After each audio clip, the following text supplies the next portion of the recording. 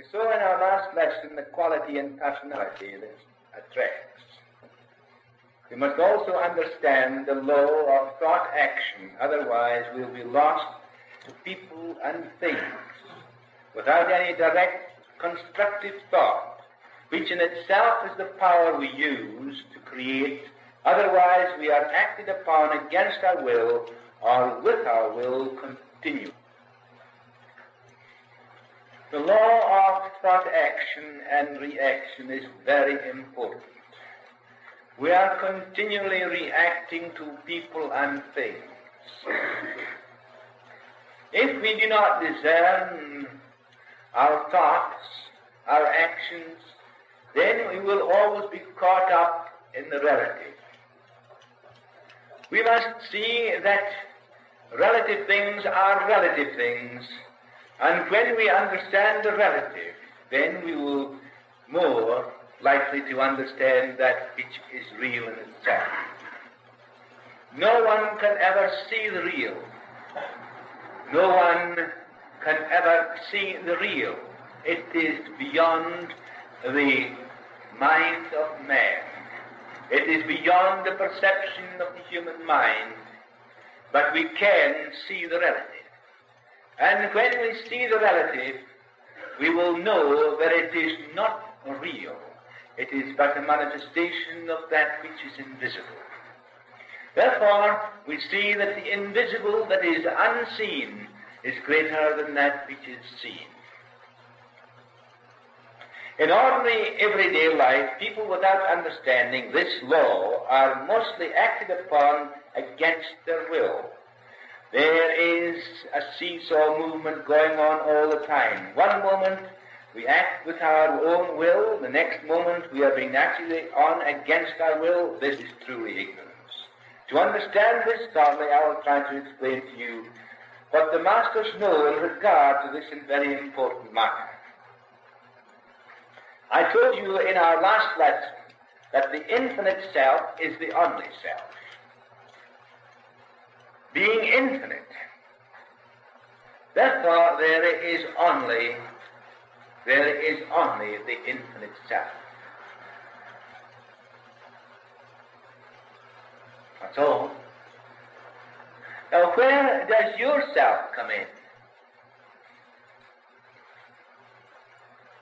Yourself comes in because you recognize yourselves as separate from the infinite self. But if you then lose this separate self, you work, as it were, without interruption, without resistance. You work as if the Father was doing the work for you. You no longer struggle. These anxieties pass away.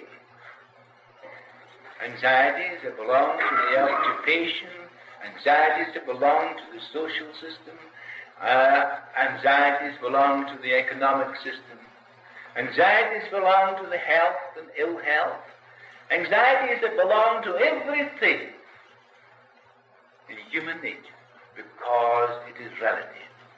If you then see that beyond this relative is real, although it is not seen, it must be, and it is that which you are aware of with your inner senses, and not that which you are aware of with your outer senses. The outer sense which you see and feel and touch through your senses are registered upon your brain. Even what you're seeing and feeling and touching and hearing, you do not know what it is. But when you, with your inner sense this reality, and know that it is, and behind all creation, this reality exists as that stable, unconditioned, and perfect thing.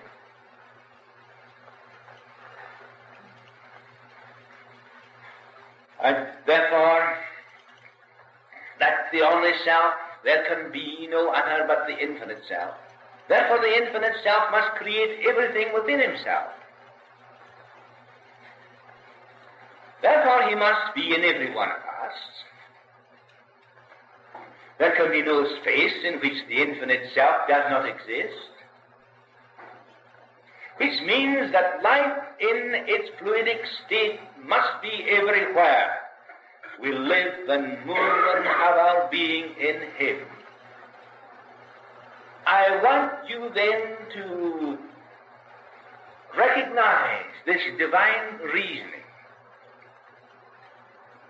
so that you can cast out of your mind those things that irritate you and cause anxiety, and therefore cause those emotional habit patterns that begin to express themselves out in the organism through the nervous system. And when we recognize at once that divine reasoning is the truest source of all reasoning, because you're reasoning with an awareness of that which is behind all things. Science has proved that electricity in its fluidic state is everywhere and fills all space. This fluidic energy, science says, is ether. Therefore, ether and space are synonymous to the scientist when dealing with this most important aspect of life. The scientists say that this electricity is right through the whole universe. It is the ether of space. And by means of generators, which the first scientists found that by two wheels moving in an opposite direction brought a current of electricity, a current of something he could not understand. He did not know where it came from, but he found the law that one wheel and another, one disc and another disc moving in an opposite direction created an energy. Where this energy came from, he did not know, and we do not know today except that it comes from the atmosphere, or it is ether of space, the electronic action of space, transformed by the means of generators into a fluidic substance that you have never seen. You have never seen it. You do not know what it is, but you use it every day of your life.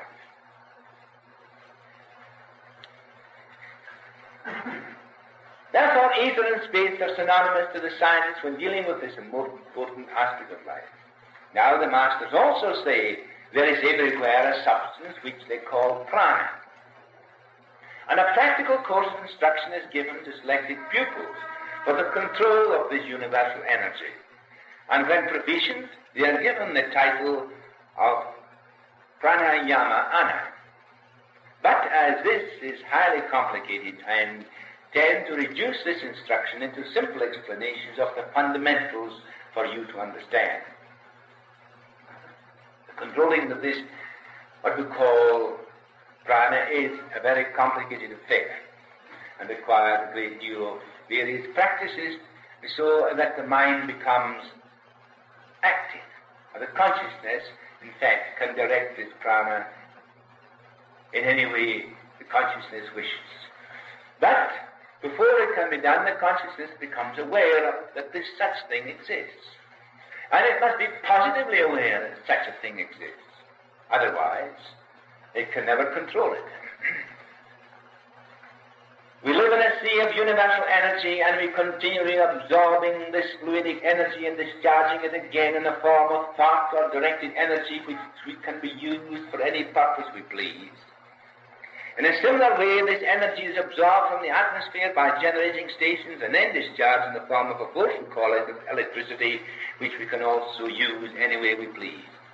So this same energy that is in the universe in which you live and move, you absorb this energy, this fluidic energy, and by transforming it, you transform it into thought, action, and reaction. It is, as it were, neutral in nature. It is that which moves in any way that you want it to do. If you want this substance to create a condition in your body that is unhealthy, it will do so. If you want it to create a healthy state, it will do so.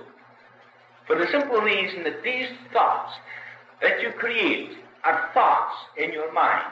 They are images. Whether the image of health or ill health, they are both the same. An image of health and an image of ill health is just the same. They're both images. The one is fighting the other all the time. That is the relative state. But the master gets out of the relative state, for he sees those two images that he created himself. If he is caught up in the fight with these two images, then he suffers.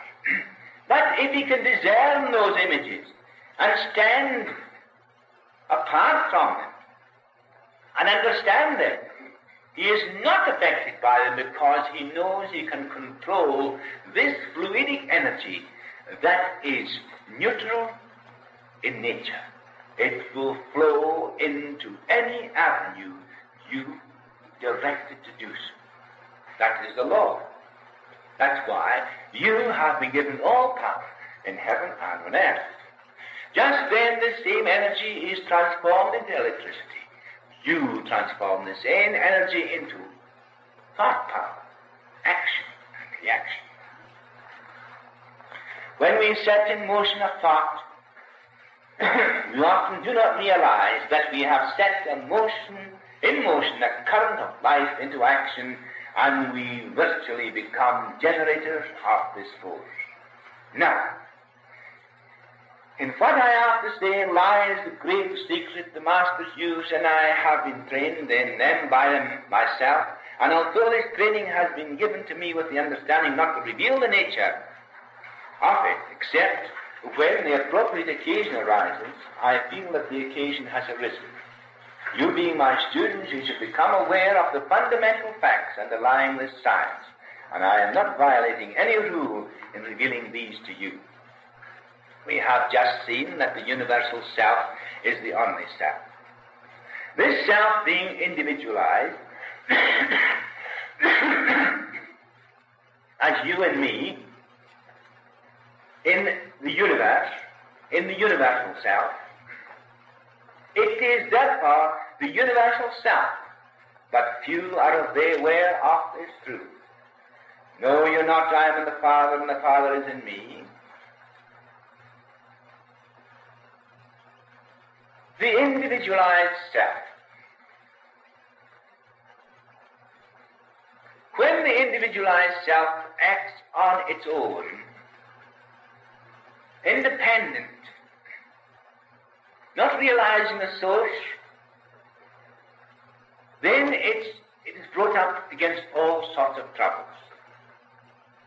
But when that individual self recognizes the source of its own being,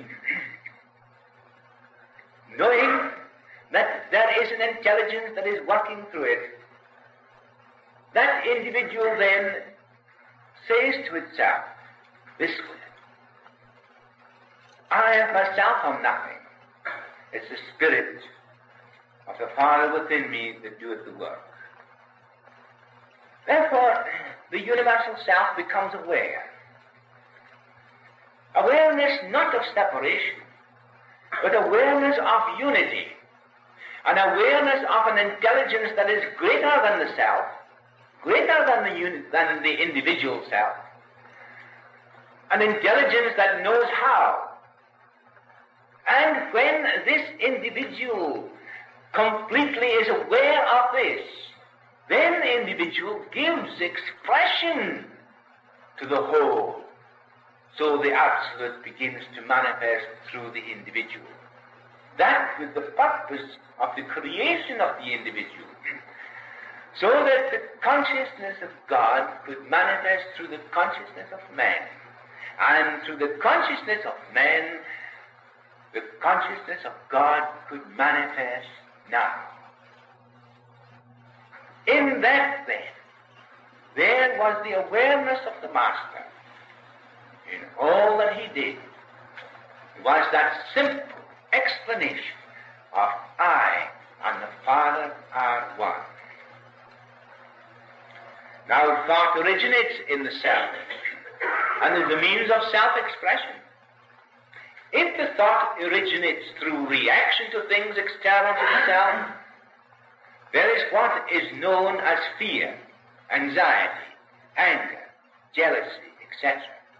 All these feelings which surround the thought gather together the particles of energy, which often become a solid mass of matter, because matter is energy in the same thing in a different form. So, as science has proved to us, and the scientific explanation they say is this: matter separated from energy does not exist.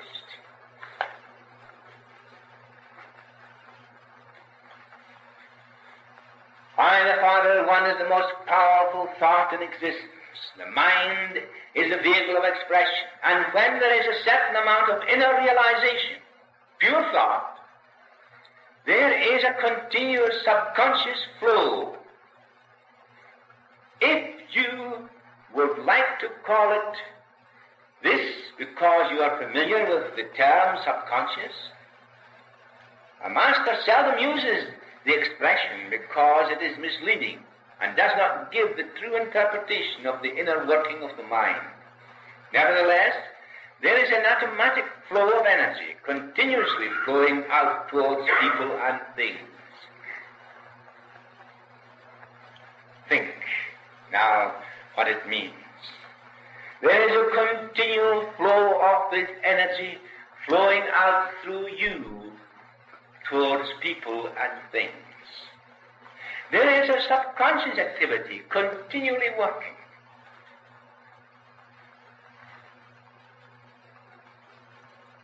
You are unaware of it.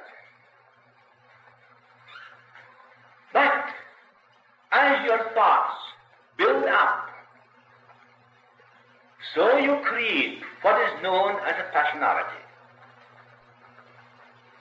If that personality has the quality, then it attracts. If it has not the quality, it does not attract.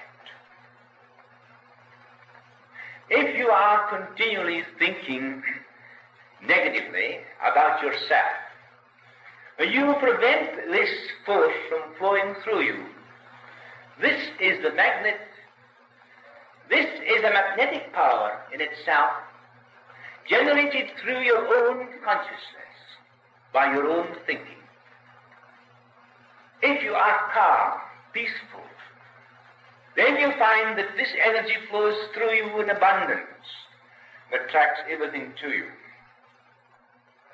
If you then act in the opposite direction, you get irritated, fearful, doubtful, then you find that this does not flow through you and the attraction is minus.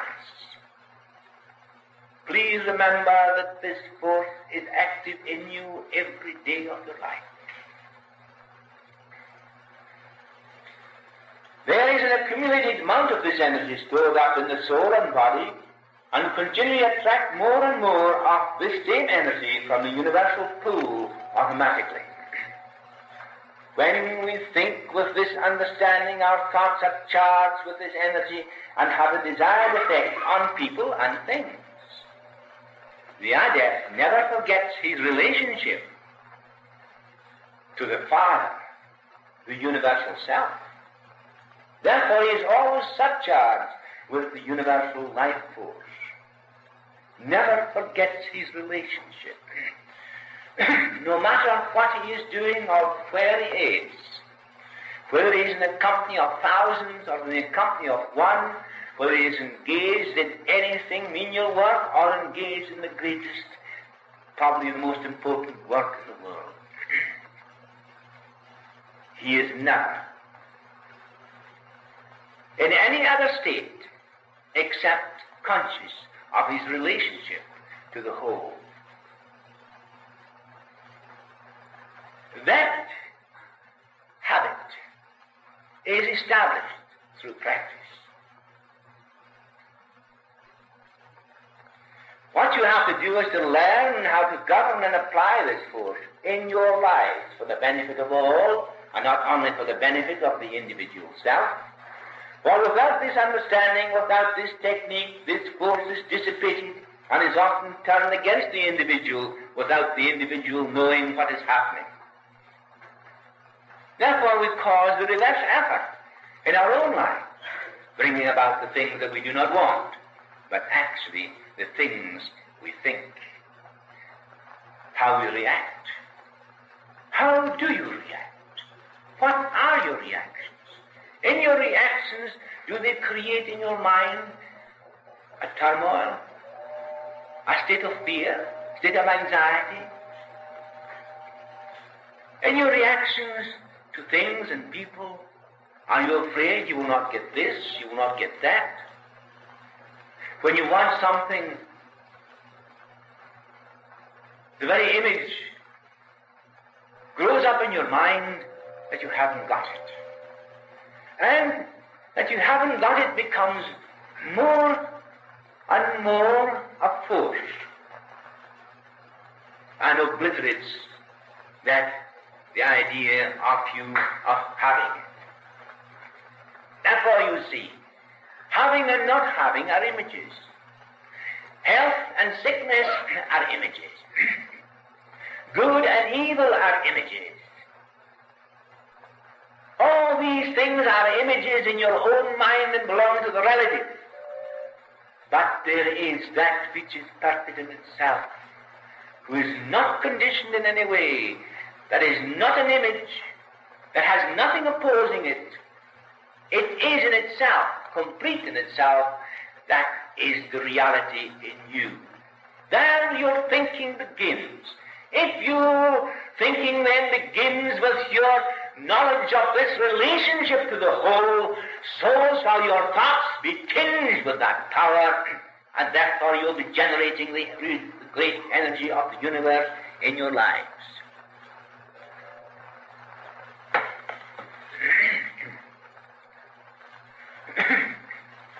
Most people find themselves at variance with themselves. This conflict is the worst form of depletion and causes much more misery in the form of illness and mental depression, etc., than anything else.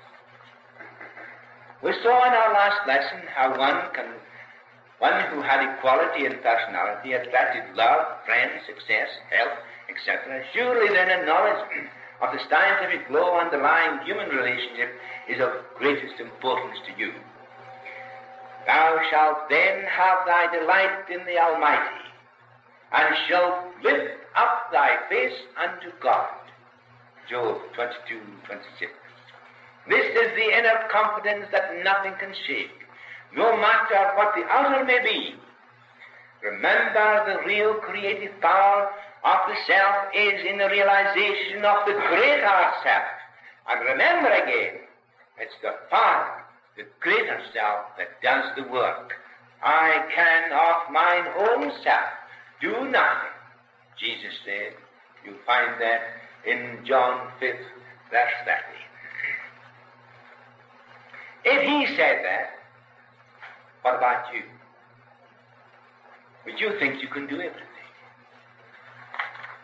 That's how it appears in the science, that you take upon yourself to do everything by yourself. And you think when you're doing it that you're alone. Now, I never do.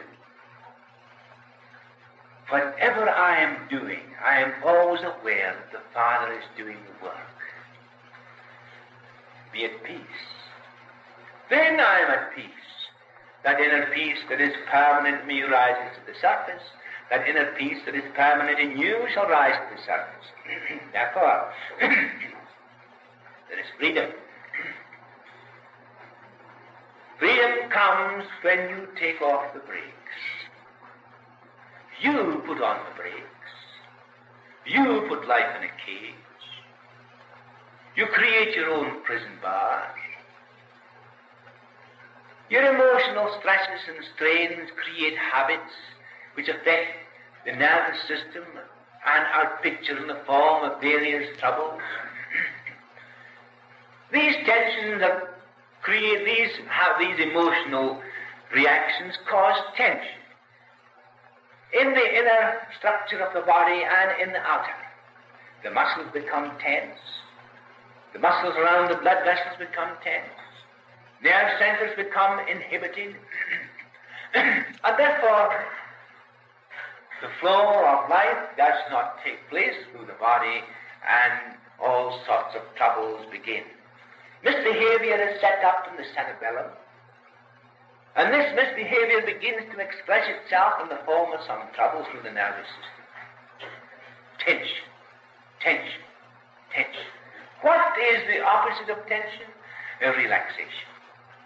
Take off the brakes, take off the brakes, take off the brakes. And what happens when you take off the brakes? This misbehavior in the cerebellum changes. No longer has it any misbehavior because you consciously take off the brakes that you put on unconsciously. You unwind these misbehavior patterns that are working through your body, and therefore nature comes in and takes the hand, and the Father does the work. Take off the brakes, I say, and let God do his job. He wants to work through you. Take off the brakes.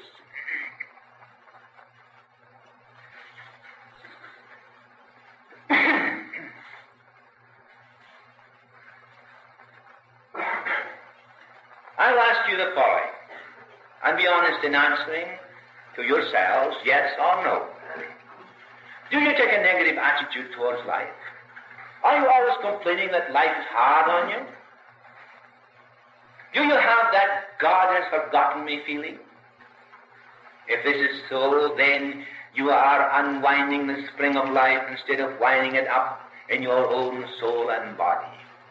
You are creating those tensions that sure shall create a misbehavior in the cerebellum, and through your nervous system shall have picture in some organ of your body. When you are in a calm, peaceful state of mind, the universal energy flows towards you and gives expression to itself. Therefore you become filled with the forces of life. The adept speaks always to the point, and what he says he means. Examine your own mind and see what is there. Then you will find what sort of mind you have. You will see whether you are putting on the brakes, whether you are creating those emotional habit patterns, whether this misbehavior that is setting up through your cerebellum is manifesting in your organism. And when you become afraid of it and you are fearful of it, then you see the vicious circle is created. First of all, you have an emotional reaction. You become tense. The habit pattern is beginning to move and create. What happens to you then? Then you feel the result of it. And then you become afraid of the result, not knowing how it came about. That's the vicious circle. How many of you have become well when I have taken the brakes off? How easy it is for you to become easy when the brakes are taken off. And well, you keep those brakes off. By divine reasoning and understanding.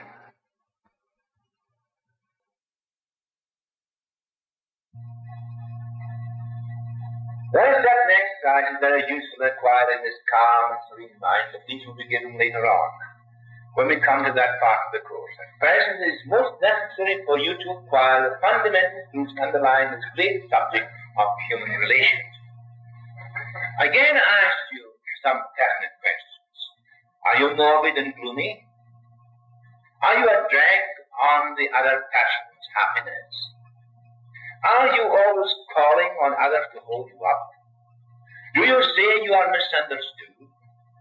Are you full of grievances? Are you a grumbler? Do you always depend upon others and never upon yourself? Do you always seek flattery and are irritated if you do not get it? Unless you know whether or not you are doing these things, you can never deal with them properly. You are putting on the brakes all the time.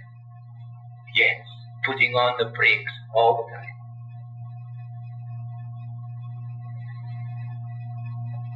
You have to be honest with yourself and do not merely skim the surface. If you come across a person like the above, you must not be affected by this type, but try to understand them. If you become irritated, then you lose that quiet confidence that attracts universal power to you. Try and transfer mentally your feeling of quiet peace and power to such a one, and by doing so you will do him and her and yourself a great service. Then, what is that you must remember? Your relationship. Oh, your relationship to the whole. Yourself. That relationship to the infinite self. Therefore, when always in doubt, it will lead you into pastures green. It will lead you out of difficulty. You will know what to say. You understand that love is the greatest power in the world. And a little love goes a long, long way. A long, long way.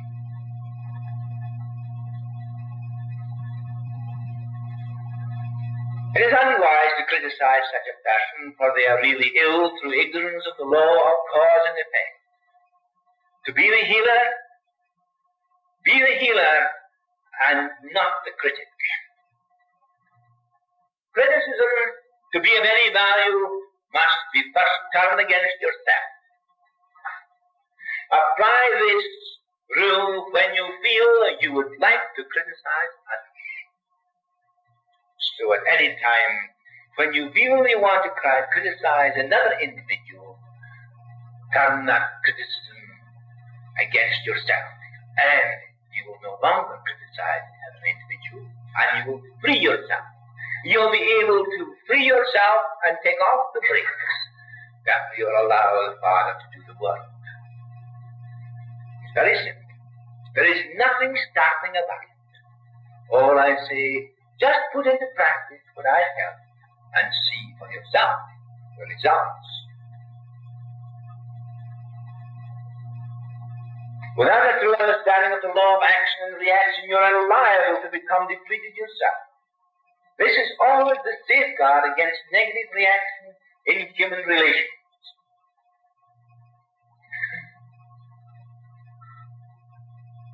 In human relations, we are in contact with people all the time. Human relations is the most important thing in your life. Know how to act. Know how to be. Be a helper and not a drag. Your human relations are most important for the simple reason that you can never get away from people. And in fact, you should never try to get away from people. Nor try and run away from people, because you would then be running away from yourself. And that is an utter impossibility. And when you want to escape anything, or escape an individual of some kind, you know that you're trying to escape from yourself. Then turn criticism towards yourself and see what you are doing, and you will take off the brakes. You will become free. Life will no longer be in a cage, and you will find the most glorious thing in the world.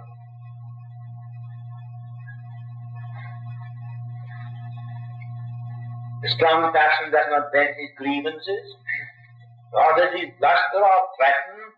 He leaves that to the weak, who wish to be thought strong. It is not necessary for the king or queen to go around telling people, I am the king, I am the queen. Everyone knows that. So does everyone know instinctively the strong from the weak. But your strength does not lie in yourself.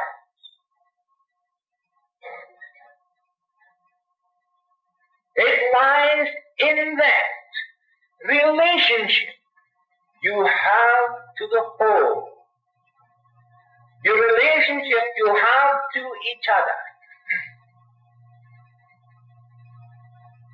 It reminds me of a verse in Luke. I think it's the 14th chapter, the 26th verse.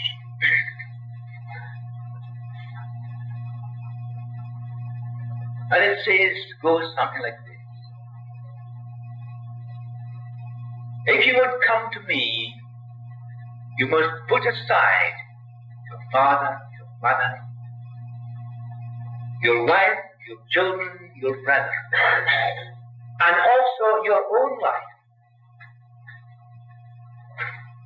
Then only can you become a disciple of mine. Why did Jesus say these words? It's not that they say that you will not care for your father and mother, sister and brother, wives and children. But it is meaning he's showing that these things are relative. These are the relative things of life. That he is speaking from the Christ principle. And it is perfectly true. You can never become a disciple of the Christ until you have put off the relative.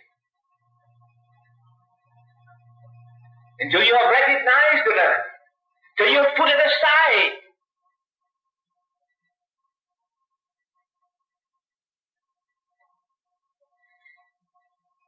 That's what the Master did. How few people can understand these words. And when they read this, they are puzzled. One moment they say, it tells you to love your parents, love you, honor your father and your mother, love each other. Then he says, put these things aside. But then he says again, which brings the whole thing to my mind as the crux of the whole. The whole. He who does the will of my Father is my mother, my sister, my brother.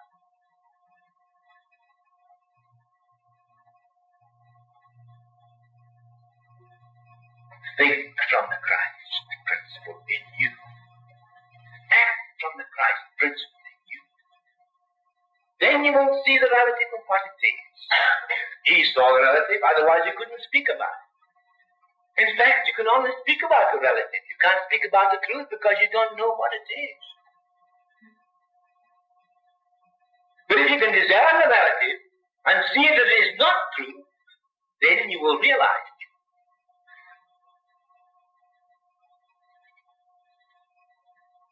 Perhaps that's Greek to some of you. But at the same time, try and remember what I'm saying, and you will find how true it is.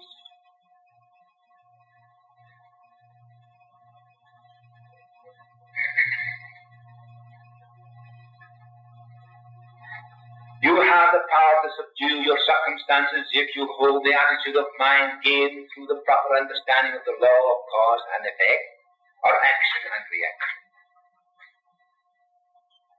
Some admit failure from the beginning. They say it cannot be done.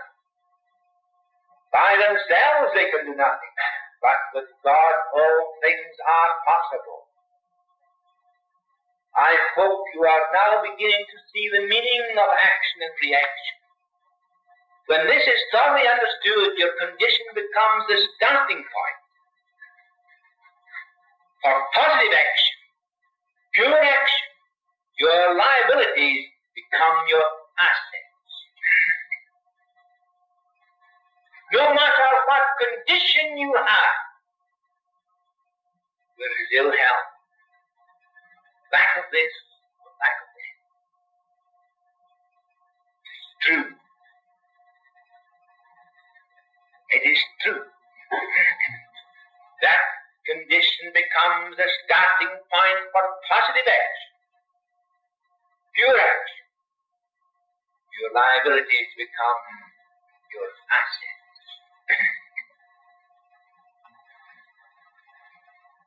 The fact that you must remember is not to bestow too much attention upon a condition or seek sympathy of another in regard to it. You want to make it a further burden. Wise counsel is the thing you need. You must face these things boldly. Then you will find that they will be your stepping stones and not your stumbling.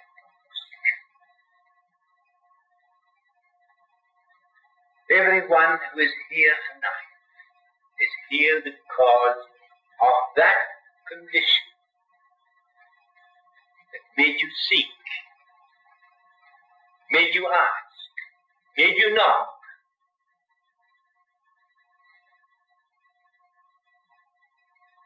And it has been opened unto you.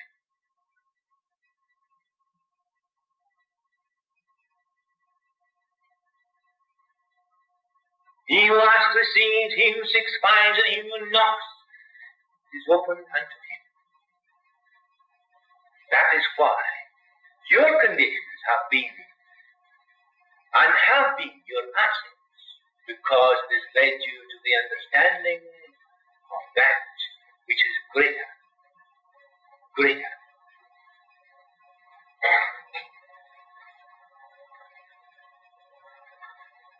You must accept this type of thinking with the spirit of a true pioneer.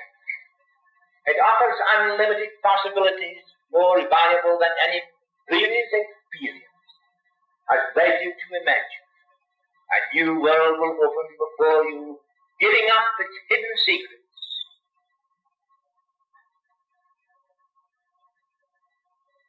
How wonderful it is. And immediately we begin to recognize this great truth. It is a continually unfolding. The things you do not know today, you shall know tomorrow. The things you cannot know tomorrow, you will find opening unto you later on. There is a continual unfoldment of this knowledge and wisdom.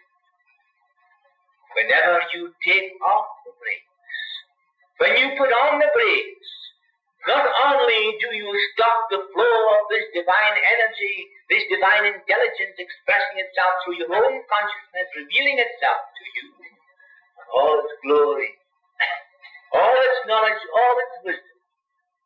In your own consciousness, that which will be revealed is this. The whole of the relative universe will be known to the consciousness within you.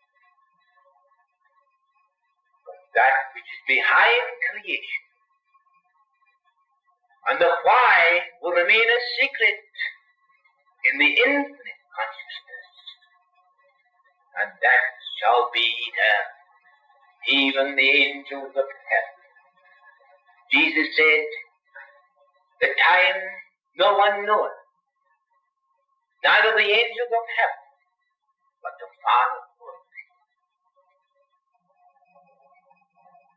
I am convinced that we shall know the how of everything, and the wisdom. But why God does that thing is beyond our asking. Even if we ask, that we shall find. If Jesus is the greatest man who ever lived, said, no man knoweth, neither the angels in heaven, but the Father knoweth. Therefore it is not the why of things that you must ask for, but the how. And I am content to know this, that the infinite self, being perfect in himself, he knows all things, and everything he does must be perfect. I am quite content, as even as the Master was, to go upon the cross, and yet to fulfill that same destiny to take it upon myself to fulfill it, even if it is an ordeal. If it is the Father's will, I know this, that it must be perfect. I don't know the why of it, but He does, and I am satisfied, because He is eternal, ever present, and being eternal and ever present is complete and perfect, and knows all things.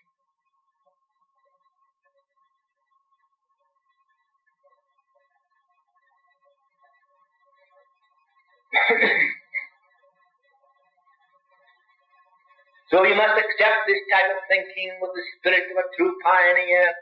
It offers unlimited possibilities, more valuable than any previous experience has led you to imagine.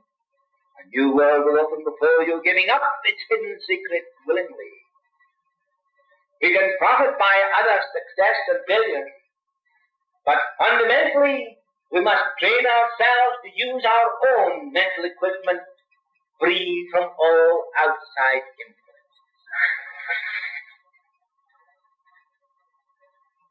You can never be the copy of another, because you are all different. If you try to imitate or copy another individual, then you will be a failure. The originality God created within you is His own expression in you. And you must never forget your relationship to Him. Then everything you do shall be original. It is not what another person can do or another person has done, this way or that way.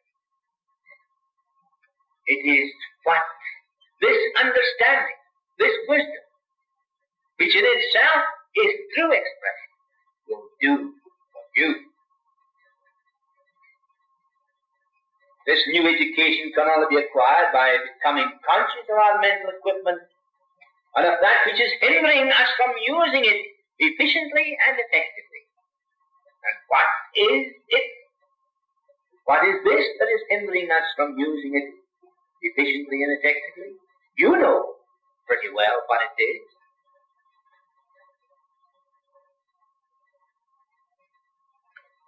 We cannot obtain this knowledge by conventional education, nor with a mind that is dominated by habit and precedent or biased through conformity, for it is entirely contrary to the habitual type of thinking. And you know that to be true. The world is steeped in chaos because of that habitual state of thinking. That new type of thinking has not yet arisen in the minds of men and women throughout the world. Only a few here and a few there. Yet you have abandoned God in the progress of the world, because you are the world. There must be a new arrangement of thoughts, and new methods of using the mind. This is essentially simple, and both the untutored and the tutored, even the so-called highly educated, must learn to apply. It is a new type of thinking and understanding that is capable of carrying forward all the results of the past into a scheme of life which will establish a new day for all. And that is coming. The systems under which we are acting at the present time is entirely erroneous. These systems exist because you and the world has brought them in. And there's no need for you to fight them. There's no need for you to quarrel with them, for you are the cause of them. You wanted them, you got them. If you struggle with them, you don't anywhere with them. The change must come within yourself. And only within yourselves When that change comes, then that change outwardly will also come, and the scheme of things will be different. But first of all, there must be a new arrangement of thoughts, new methods of using the mind. And this is essentially simple, and to both the untutored and the tutored, even the so-called highly educated, must learn to apply it.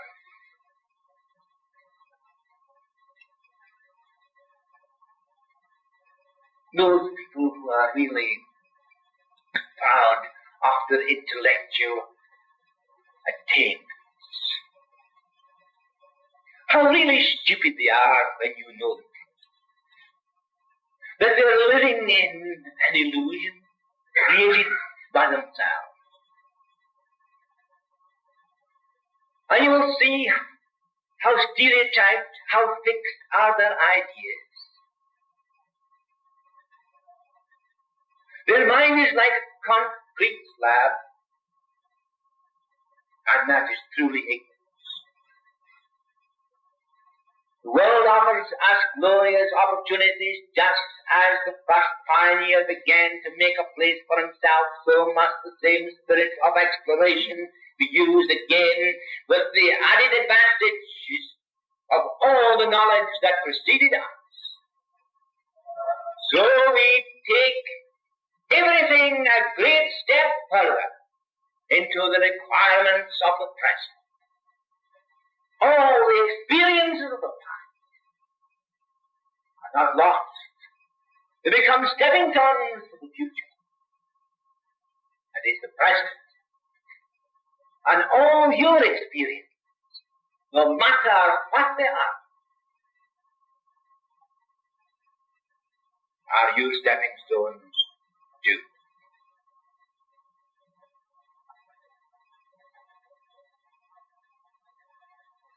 We shall make a better and more enlightened world in which we live, and with it will come a new kind of education for the unfolding of a material world to fit the new knowledge and understanding in our human relations.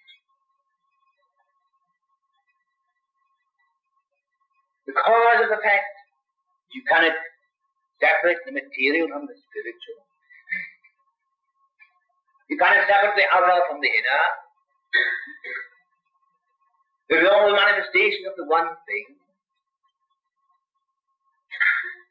If you're living in reality, you can see that which is relative, but you can never see that which is real, even while you're living in reality. But you can see everything as relative, and you will know how to use this relative world. And a new world will rise before you where you can manipulate and apply your knowledge and understanding, and to bring about a true dispensation, so that all shall live as God intended him to live, so that God himself will manifest to every soul. Take off the things that God do his work. There is but one universe, one God, one principle of being, one mode of action, one true reason based upon truth, one in all in one. Benediction. Through the night of ignorance and error, we pursue a false happiness. Our feet on the path of progress become bogged in the marsh of disillusionment. The receding element of desire leads many to be smothered up in the bog of frustration. O Divine One, light our path with thy true thoughts of progress, revealing our true relationship to one another and to thee. Thy beacon light shines on the rock of truth, so that we may safely reach thy everlasting shore of peace and